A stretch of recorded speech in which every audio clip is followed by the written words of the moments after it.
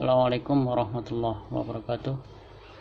Innal hamdalillah nahmaduhu wa nasta'inu wa nastaghfiruh wa na'udzu billahi min syururi anfusina wa min sayyiati a'malina may yahdihillahu fala mudilla lahu wa may yudlil fala hadiya lahu.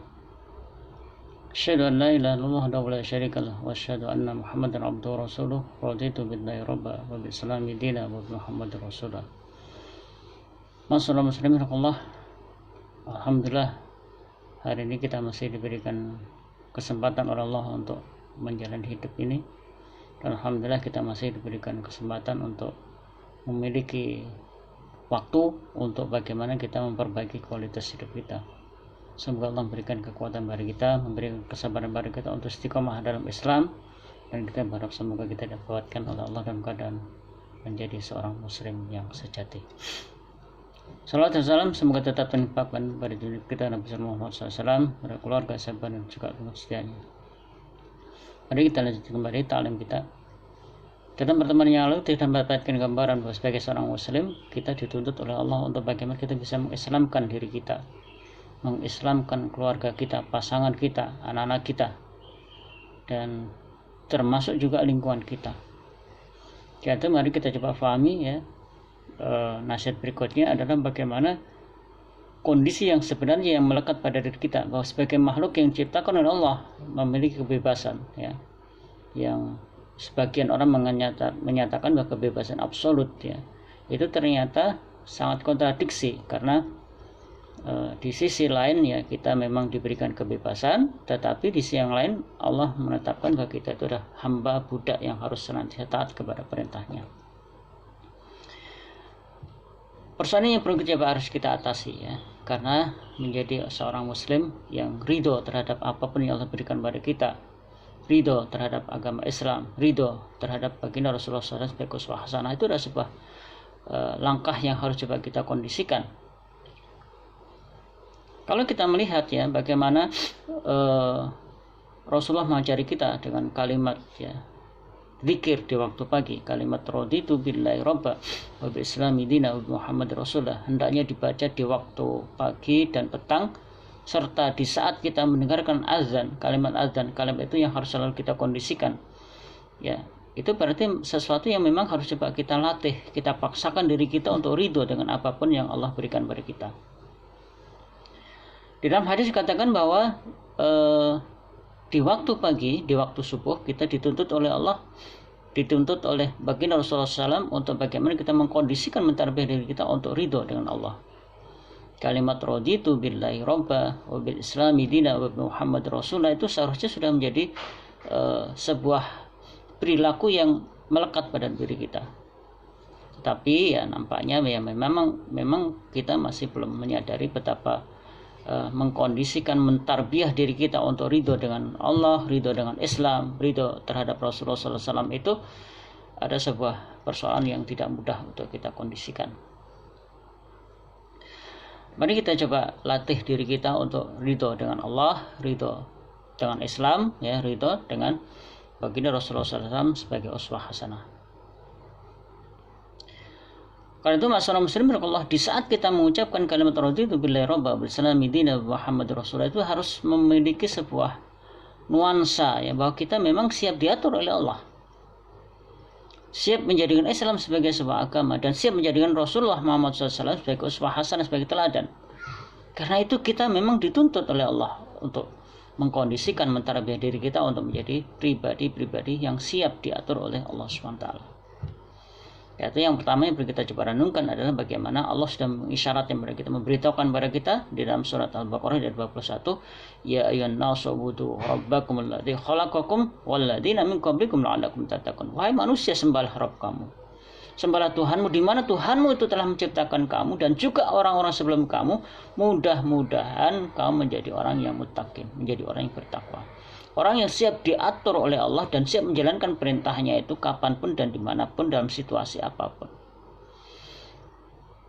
Karena itu kalimat raditu billahi rabba itu mengandung pengertian bahwa kita pertama harus siap menerima apapun yang Allah berikan pada kita. Ketika Allah mengatur alam semesta ini, ya kita harus berlatih bagaimana kita ridho dengan apapun yang Allah putuskan untuk kita jalani. Jangan memiliki prasangka yang negatif terhadap Allah. Maka kita harus berhusnudzon, berprasangka baik terhadap apapun yang Allah tetapkan untuk kita jalani. Karena itu Allah juga mengingatkan kepada kita dalam Al-Quran, dalam surat Al-Anbiya, ya, sebuah nasihat pada kita semuanya, ya, bahwa Allah sudah dengan tegas menyatakan la yus'alu amma yaf'alu hum yus'alun. Allah tidak layak dipertanyakan, Allah tidak layak dipersoalkan, karena memang Allah yang nanti akan bertanya kepada kita. Jadi dengan doktrin seperti ini, ya, mari kita coba kondisikan, kita tarbiyah diri kita untuk bagaimana kita siap untuk menjalankan perintah Allah dengan hati yang legowo, hati yang ridho, ya, sehingga nanti bisa membawa kemaslahatan dalam hidup kita. Ya, masyarakat muslimin Allah, ayo kita coba belajar, berlatih bagaimana kita hifdzul lisan, menjaga lisan kita. Coba Allah Subhanahu wa taala itu di kalimat di dalam surat Al-Baqarah, di dalam surat Al-Fatihah di ayat pertama saja Allah sudah memberikan sebuah doktrin kalimat alhamdulillahi rabbil alamin. Segala puji bagi Allah, zat yang telah mengatur alam semesta ini. Berarti apa? Memang Allah itu layak untuk dipuji dan disanjung, bukan sebaliknya kita celah dan kita maki lantaran ketidaktahuan kita, lantaran kebodohan kita.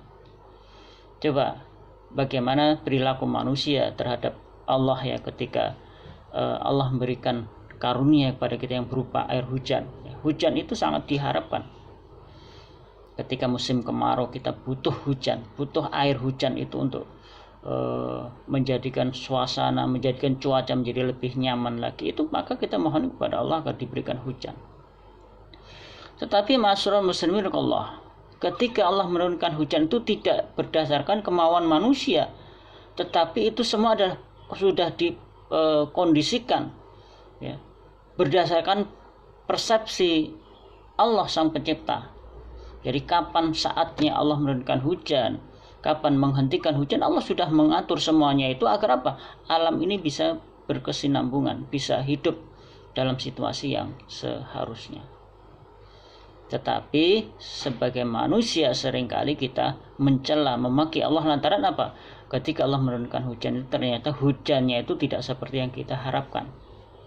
Justru sebaliknya, hujan justru lebih sering kali turun dan memberikan dampak negatif dalam kehidupan. Kemudian yang kita salahkan Allah, kenapa Allah tidak menghentikan hujannya itu?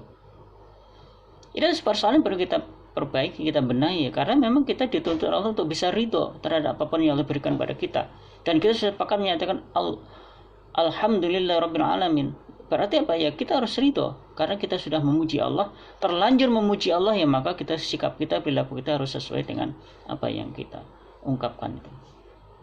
Sebaliknya juga ketika Allah menghentikan hujan di saat musim kemarau, ternyata kemaraunya itu lebih lama kondisinya, tidak berhenti sebagaimana yang kita inginkan. Justru kemarau yang panjang itu menjadikan lisan kita itu kemudian mengeluh, menyatakan kenapa tidak turun hujan, lantaran Allah sudah mengatur situasinya secara bergiliran. Di lain waktu Allah menurunkan hujan, di lain waktu Allah menghentikan hujan itu, teknik kemarau. Dan akhirnya ketika kita melihat situasi seperti itu, kemudian kita mengeluh, ya, bahkan kita melakukan aktivitas ibadah dengan sholat istisqa, mohon hujan. Ini ada sebuah perilaku yang perlu kita kondisikan, kita tarbiyah. Karena masyarakat muslimin Allah, ayo kita belajar, berlatih untuk bagaimana kita ridho, ya, diatur oleh Allah Subhanahu wa taala. Dan insya Allah nanti ke depan akan kita coba kita kupas lagi betapa perilaku manusia yang memang cenderung tidak memahami betapa apapun yang Allah berikan pada kita itu ada kebaikan yang terus berlangsung dalam kehidupan kita. Dan kita berharap semoga Allah tidak menjadikan kita orang yang tidak bisa menjaga lisan, dan kita berharap semoga Allah memberikan kesempatan pada kita untuk memperbaiki kualitas hidup kita. Demikian yang bisa saya sampaikan. Mari kita coba tutup dengan bacaan hamdalah alhamdulillahirabbil alamin. Subhanakallahumma wa bihamdika asyhadu an la ilaha illa anta astaghfiruka wa atubu ilaik. Assalamualaikum warahmatullahi wabarakatuh.